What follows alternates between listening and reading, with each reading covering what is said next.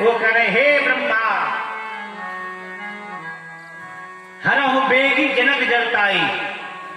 हे ब्रह्मा जनक जी के मूर्ता का हरण कर लीजिए।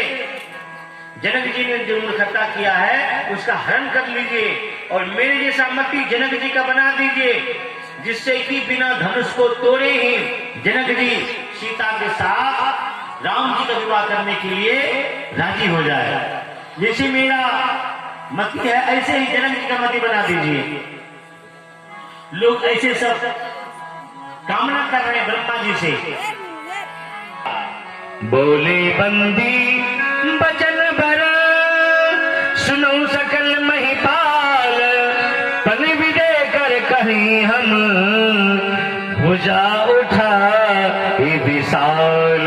अरे भुजा उठा विशाल। हे देश देश से आए हुए राजा जी का जो प्रण है, अब आप सभी लोग अपने अपने भुजाओं के बल को आजमाइए, धनुष को तोड़िए और जनक नंदिनी जानकी जी से नाता जोड़िए। अब राजा लोग खड़े हुए ऐसे ऐसे सब भुजा सबको करने लगे, दंड बैठक लगाने लगे। इतने द्वार की तरफ से भयंकर ध्वनि हुआ, घोर ध्वनि हुआ। सबने गेट की तरफ देखा, देखा दो राजा आया हुआ है। एक शोणितपुर का राजा बानासुर, एक लंका का राजा रावण। उन दोनों को देख करके सब राजा फिर बैठ गए। जो सब राजा खड़े हुए थे अपने भुजा, तो बानासुर तो आसन लगा के बैठ गए एक जगह। रावण सीधा धनुष के पास गया और धनुष को देख रहा है। एक राजा ने कहा हे भाई, इनसे तो धनुष छुआ नहीं जा रहा है। जिसके भय से हम लोग बैठ गए वो उससे तो धनुष छुआ नहीं जा रहा है। धनुष ने छूने का साहस नहीं हो रहा है इसका। हम लोग इसके डर से बैठ गए। रावण ने कहा देखो भाई, हम धनुष को छू नहीं रहे हैं, इसका मतलब हम कायर नहीं है। मैं पढ़ रहा हूं धनुष में जो लिखा हुआ है। अच्छा धनुष में लिखा है? लिखा है, धनुष में लिखा हुआ ब्रह्मा जी के अक्षर में, ब्रह्मक्षरी में। रावण को ब्रह्मक्षरी का ज्ञान था, रावण को ब्रह्मा जी का अक्षर पढ़ने का ज्ञान था। लोगों ने पूछा धनुष में क्या लिखा है? रावण ने कहा धनुष में लिखा है। क्या लिखा है? तो धनुष में लिखा है जो धनुष को तोड़ेगा उसका बाप मरेगा। ये धनुष में लिखा हुआ है, इसलिए मैं धनुष को नहीं तोड़ रहा हूं। अच्छा धनुष में लिखा है? बोला लिखा है। क्या लिखा है? तोरी है धनुष जो पिता मर जाई, तोरी है धनुष जो पिता मर जाई, तोरी है धनुष जो पिता मर जाई, तोरी है धनुष जो पिता मर जाई, तोरी है धनुष जो पिता मर जाई। नारी सहित बन बिचरही जाई, नारी सहित बन बिचरही जाई, नारी सहित बन बिचरही जाई, नारी सहित। तोरी है धनुष जो पिता मर जाई, नारी सहित बन बिचरही जाई। जो धनुष को तोड़ेगा उनका पिता मर जाएगा और अपने पत्नी के साथ वन में जाना पड़ेगा। इसलिए मैं धनुष को नहीं तोड़ रहा हूं, इसलिए मैं धनुष को नहीं छू रहा हूं। लोगों ने कहा क्या बात है, क्या भविष्यवाणी किया है। जय हो रावण, आपकी जय हो। क्या मूर्ख बना रहा है।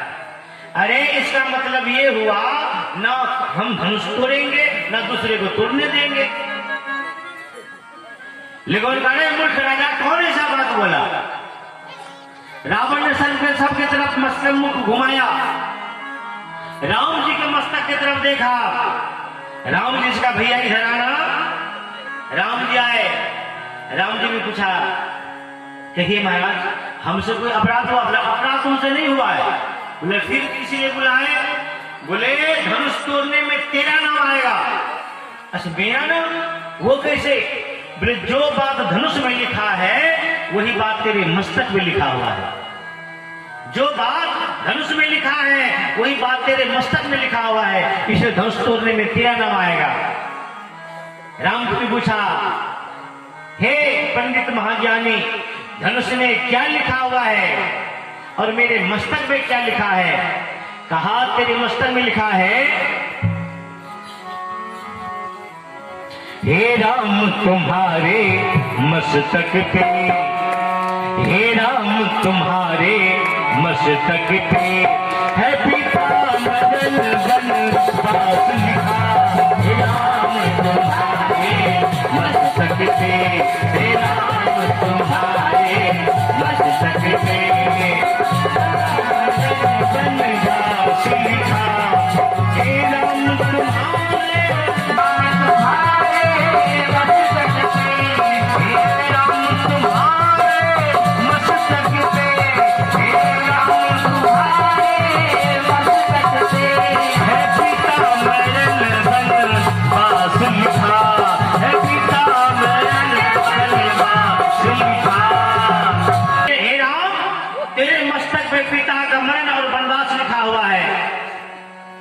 राम जी ने कहा, और क्या लिखा है महाराज? और आगे क्या लिखा ये भी तो बता दीजिए। रावण ने कहा, हे राम तुमने इच्छा किया है तो बता ही देता हूं। हे राम तुम्हारे मस्तक पे है पिता मरण वनवास लिखा। हे राम तुम्हारे हाथों से, हे राम तुम्हारे हाथों से रावण का सर्वनाश लिखा। हे राम तुम्हारे हाथों से, हे राम तुम्हारे हाथों से रावण का सर्वनाश लिखा। हे राम तुम्हारे हाथों से रावण का सर्वनाश लिखा। हे राम तेरे हाथों से रावण का सर्वनाश लिखा हुआ है। इतना कहकर रावण वहां से तेजी से चल दिया। रावण जब वहां से जाने लगा, पीछे पीछे बाणासुर भी जाने लगा। राजा ने कहा, देखा इसका मनसा को देखा।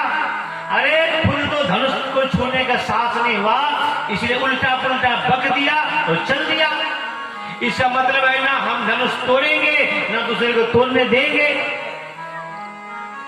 रावण ने बात सुन लिया। रावण गेट के पास चला गया तो फिर लौट कर आया। क्या कहा? जो राजा कहा वो चुप बैठा है। रावण ने कहा, सुनो देश देश से आए हुए राजागण, मैं धनुष को नहीं तोड़ा कोई बात नहीं, लेकिन तुम लोगों के सामने एक वचन दे करके जा रहा हूं। धनुआ को तोड़ा अगर नहीं, इतना प्रण करके जाऊंगा। हे देश देश से आए हुए राजागणों, सुनो, अगर मैं धनुष नहीं तोड़ा तो कोई बात नहीं, लेकिन तुम लोगों के सामने एक वचन दे करके जाता हूं। हे देश देश से राजागण, धनुआ को तोड़ा अगर नहीं, इतना प्रण करके जाऊंगा। अरे जनक नंदनी सीता को लंका को जाऊंगा। जनक नंदनी सीता को लंका को जाऊंगा। जनक नंदनी सीता को लंका को जाऊंगा। रावण ने कहा, हे राजागण सुनो, मैं धनुष को नहीं तोड़ा तो कोई बात नहीं, लेकिन तुम लोगों के सामने वचन दे करके जाता हूं, एक दिन जो है जनक नंदिनी सीता को लंका जरूर पहुंचा दूंगा। इतना कहकर रावण बड़ा तेजी से वहां से निकल गया। अब जो है राजा लोग बारी बारी से खड़े होने लगे धनुष को तोड़ने के लिए। भूप सास 10 एक ही बारा, लगे उठावन करई नटारा। डगैन शंभु सरासन कैसे, कामी बचन सती मनु जैसे। भूप सास 10 एक ही बारा। इस चौपाई पे कुछ लोग विवादित वचन करते हैं। भूप साहस 10 एक ही बार, साहस 10 मतलब 10,000 एक ही बार में उठाया। तो कुछ लोग प्रश्न करते हैं कि धनुष कितना बड़ा था, जैसे आप यहाँ पे मुश्किल से 2000 व्यक्ति भी नहीं होंगे और आपको एक बांस में हाथ लगाने के लिए कहे, यहां से कई सौ मीटर तक चले जाएंगे, हाथ रखते रखते ऐसे हाथ रखेंगे, एक बांस में हाथ रखने की जगह नहीं मिलेगा। ऐसे हाथ रखेंगे, हाथ रखते रखते कई मीटर तक चले, 100 मीटर तक चले जाएंगे। तो धनुष कितना बड़ा था जो 10,000 राजाओं को हाथ रखने का जगह मिल गया। धनुष था कितना बड़ा। देखिए साहब, पहला बात तो ये है, धनुष जो है दिव्य धनुष है, उसमें घटने और बढ़ने की क्षमता है। तो जितने लोगों ने पकड़ा उतना लोगों को रखने, हाथ रखने की जगह आ गया। पहला कारण तो ये है। दूसरा कारण ये है, भूप शब्द से कहीं 12 मतलब दिन भी होता है, सोमवार, मंगलवार, बुधवार, 12 मतलब दिन भी होता है। तो भूप शब्द से कहीं 12, इसका एक अर्थ ये है, एक 12 मतलब एक दिन में 10,000 राजाओं ने बारी बारी से उठाने का प्रयत्न किया। दिन भर में 10,000 राजा बारी बारी से गए, उठाने के लिए गए, आए 10,000 राजा ने धनुष को उठाने का प्रयत्न किया। तीसरा कारण है, पहले भूप का अर्थ लगाइए। भू में 2 अक्षर है, भूप में 2 अक्षर है, पहला भू, दूसरे में प। तो भू मतलब भूमि, पृथ्वी, और प मतलब पकड़ना। धनुष जो नहीं उठ रहा था, इसलिए नहीं उठ रहा था, पृथ्वी ने धनुष को पकड़ रखा है। धनुष को धरती माता ने पकड़ रखा है। अब कहेंगे धरती ने क्यों पकड़ा? धरती का क्या मतलब है धनुष से? धरती को ज्यादा मतलब है साहब। क्यों? सीता जो है धरती की बेटी है, पृथ्वी की बेटी है। सीता पृथ्वी की बेटी है, और जो राजा धनुष को तोड़ेंगे उसके साथ सीता का विवाह होगा। अर्थात जो राजा धनुष तोड़ेंगे वो धरती माता का जमाई बनेगा। तो हर माता को होता है कि मेरा जमाई अच्छा हो, हर माता को होता है। पति कितना भी जमाई देकर के आ जाए, लड़का देकर आ जाए, माता कहे नहीं, मैं अपने से एक बार जाके देखूंगी, उसके बाद फाइनल माना जाएगा। अरे हमने देखा, मेरे चची ने, भाई ने देखा, मेरे चाचा ने देखा, मेरे पिता ने देखा, आपको विश्वास नहीं? अरे आप पे क्या भरोसा करेंगे? सब्जी खरीदने के लिए आपका मूड हुआ नहीं, जमाई क्या पसंद करेंगे आप? सब्जी भी खरीदने भेजता हो तो पका हुआ केला खरीद के लिए आते हैं, कनामा बेगन खरीद के लिए आते हैं। आप जमाई क्या पसंद करेंगे? मैं देखूंगी, मैं पसंद करूंगी। तो धरती माता के मन में है, अब तक जितना राजा धनुष उठाने के लिए आया है, धरती माता को जमाई के रूप में कोई भी राजा पसंद नहीं है। किसी को उम्र 50 वर्ष है, किसी को 100 वर्ष है, किसी के नाक बड़ा है, किसी का पेट बड़ा है, किसी का कंधा टेढ़ा है, किसी का मोछ बड़ा है। अब तक मैं जितना राजा धनुष उठाने के लिए आया है, जमाई के रूप में मुझे कोई पसंद नहीं है, इसलिए मैं धनुष उठने नहीं दूंगी। एक कारण ये है, भूप सहस 10 एक ही 12 लगे उठावन चरही न तारा। कोई भी राजा धनुष को उठा नहीं सका। अब जनक जी दुखी हो गए। जनक जी ने कठोर वचन कहा,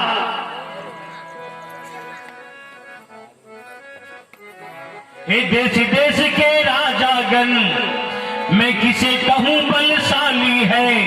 अरे इतना तो मालूम हुआ पृथ्वी वीरों से खाली है। इतना तो मालूम हुआ पृथ्वी वीरों से खाली है। अरे इतना तो मालूम हुआ पृथ्वी वीरों से खाली है। हे देश देश से आए हुए राजा गणों, अब कोई मुझे दोष मत देना। अब जन को मां खे भटमानी, वीर विहीन मही में जामी। तजहूं आस निज निज गृह जाहूं, लिखा न विधि बैठे ही विवाहो। हे देश देश से आए हुए राजा गणों, अब कोई मुझे दोष मत देना। अब मैं किसको कहूं कि आप वीर हैं? मैं समझ गया वीर विहीन मही में जानी, मैं समझ गया पृथ्वी वीर विहीन हो गया है। मेरे बात को कोई बुरा मत मानना, ये मेरा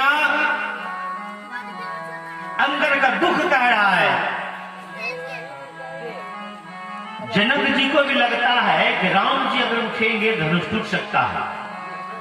जनक जी के मन में विश्वास है अगर राम जी खड़े हो गए तो धनुष टूट सकता है।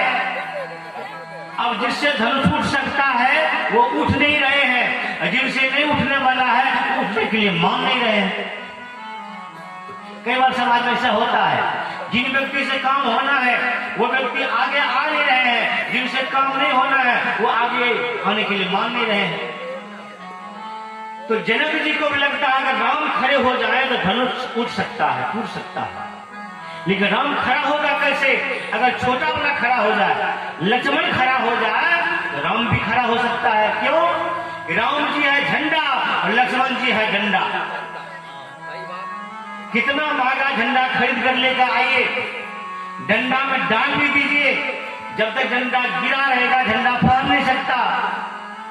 झंडा को फहरने के लिए डंडा को खड़ा करना पड़ेगा। तो राम जी है झंडा और लक्ष्मण जी है डंडा। जब तक लक्ष्मण जी खड़ा नहीं होंगे तब राम जी का झंडा नहीं फहरेंगे। लक्ष्मण को खड़ा करना चाहिए। लक्ष्मण कैसे खड़ा होगा? लक्ष्मण खड़ा होगा कैसे? जब लक्ष्मण जी की जैसा बात बोला जाए। जब क्योंकि लक्ष्मण शेषनाग का अवतार है, फुफकार मारने वाला, तो सब कैसे फुफकार मारेगा? जब उसके बाद झंडा खड़काएंगे। ऐसा बात जब कहेंगे तब लक्ष्मण जी खड़े होंगे। इसलिए जनक जी बोल रहे हैं सभा के लिए, और देख रहे हैं लक्ष्मण जी को, मेरे बात का लक्ष्मण पे क्या असर हो रहा है, और देखना भी चाहिए। जनक जी ने देखा, लक्ष्मण जी ने टेढ़ी नजर करके जनक जी को देखा। माथे लखन कुटिल भय भोहे, रजपत फरकत नयन रिसोहे। और कहते हैं हे जनक, मैं रघुवीर के डर से कुछ कह नहीं सकता हूं।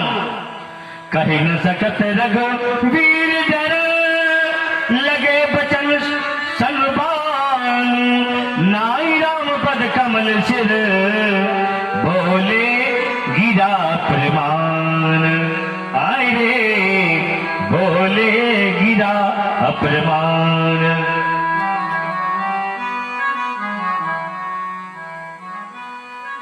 जनक जी बोल रहे सभा के लिए, देखते लक्ष्मण जी को, देखते हुए बात कर रहे हैं। देखना चाहिए। कई बार क्या होता है, शिक्षक विद्यालय में पढ़ा रहे हैं, बोर्ड में कुछ लिख रहे हैं, बच्चे को देखा नहीं कौन लिखा कौन नहीं लिखा, नहीं लिखा। शिक्षक लगे हुए यहाँ तक लिखने में, हाँ यहाँ तक लिख लिया जी, और बच्चे ब्रांच में खड़े कैसे से कर रहे हैं। नहीं, पढ़ाते समय देखना चाहिए मेरे बात का असर बच्चों पे हो रहा है कि नहीं हो रहा है।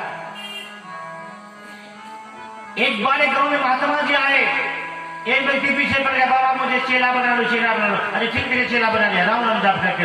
हे बाबा क्या बात करते हो, राम नाम बहुत लोग करते हैं, ये कोई नया बात है।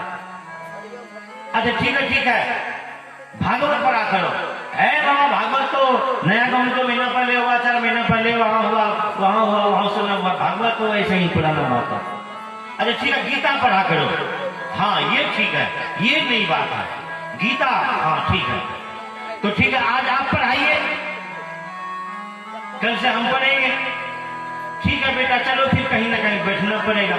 एक पेड़ पीपल वृक्ष के नीचे बैठ गए, गुरुजी गीता पढ़ाने लगे। बोले आज गीता का महात्म पढ़ाता हूं, कल जो है आगे की बात पढ़ाऊंगा। गीता महात्म पढ़ा रहे हैं। सर्वोपनिषदो गौ दोग्धा गोपाल नंदन। संसार में जितनी उपनिषद है, वेद है, ये सभी गाय हैं। और गोपाल नंदन अर्थात कृष्ण जो है ग्वालिया है, अर्जुन जो है बछड़ा है। ग्रंथ का निचोड़ निकाल करके श्री कृष्ण अर्जुन को पान करा रहे हैं। सर्वोपनिषदो गौ दोग्धा गोपाल नंदना, दोग्धा गोपाल नंदना, दोग्धा गोपाल नंदना। गुरु जी बार बार कह रहे हैं। और समझाए जा रहे, पढ़ाए जा रहे, समझा रहे हैं, बार बार दो धाग गोपाल नंदना। गुरुजी ने बीच में पूछा, चेला समझ में आ रहा है? बोला कि गुरुजी क्या बात करते हैं? अरे आप कम समझाते हैं, मैं ज्यादा समझता हूं। आप समझाते कम है, मैं ज्यादा समझता हूं। गुरुजी ने कहा, सही बात है, तुम तो समझ ही रहे हो, मैं ही तुम्हें नहीं समझ पा रहा हूं। मुझे किससे पल्ला पड़ गया है? हमारे ही समझने से पड़े हैं। फिर गुरुजी थोड़ी देर पढ़ाए, उस बाद कहा, बस आज तो यहीं तक, आगे की बात कल पढ़ाऊंगा। गुरुजी बार बार करते, दोगधा गोपाल नंदना, दोगधा गोपाल नंदना। कहा, आज यहीं तक पढ़ाऊंगा, आगे की बात कल पढ़ाऊंगा। जो कुछ समझ में नहीं आया हो पूछ लो। चेला ने कहा, गुरुजी सब बात समझ में आ गया, बस एक बात समझ में नहीं आया। बोला, क्या? बोले, आप बार बार कह रहे थे दो गधा, दो गधा। गुरुजी कह रहे दो गधा गोपाल नंदना, और चेला सुन रहे हैं दो गधा। चेला ने कहा, गुरुजी आप बार बार कह रहे थे दो गधा, दो गधा, वो दो गधा कौन है? गुरुजी ने माथा ठोका, यही तुमने समझा? नहीं बताइए गुरुजी, वो दो गधा कौन है? गुरुजी ने कहा, वो दो गधा जो है, एक है तुम और दूसरा हूं मैं। 1 घंटे तक मैं तुम्हें पढ़ाता रहा, तुमने सिर्फ सिर हिलाता रहा, मैं तुम्हें देखा नहीं कि तुम समझ रहा है, ये नहीं समझ रहा, पढ़ रहा नहीं पढ़ रहा है। तो देखना चाहिए पढ़ाते समय बच्चों को कि मैं जो पढ़ा रहा हूं बच्चे पे क्या असर पड़ रहा है, समझ रहा है या नहीं समझ रहा है। जैसे मैं आपके मुख को देख करके समझ जाता हूं कौन कथा को सुन रहा है, किनका मन इधर हो रहा है। जो कथा का सुन रहा है, जो समझ जाता है, उनके मुख से पता चल जाता है इनके समझ में आ गया। और जो चुपचाप बैठे हैं, इधर उधर देख रहे हैं, लग रहा है ये इनके समझ में नहीं आया, सिर्फ यहाँ पर बैठे हैं, मन कहीं और है। ऐसा नहीं करना है, शरीर को कथा के भंडार में बैठाना है और कथा को हृदय में बैठाना है। तो जनक जी बोल रहे सभा के लिए, देख रहे लक्ष्मण जी को। लक्ष्मण जी ने टेढ़ी नजर करके जनक जी की तरफ देखा और कहा, कह न सकत रघुवीर डर लगे बचन सन बाण, बाण के समान बचन आपका लगा, रघुनाथ जी के डर से कुछ कह नहीं पा रहा हूं। और कहे, महाराज जनक, जिस सभा में रघुवंश का एक छोटा सा बालक भी बैठा हो, उस सभा में लोग सोच समझ के बात करता है। यहाँ तो रघुवंश का 2 राजकुमार बैठा है, यहाँ रघुवंश का 2 वीर बैठा है, फिर आपने ऐसा अनुचित बात कहा। अगर मेरे भैया का आज्ञा हो जाए तो गेंद के समान मैं पृथ्वी को उठा लूंगा। जाओ तुम्हारी अनुशासन पावं कंदुक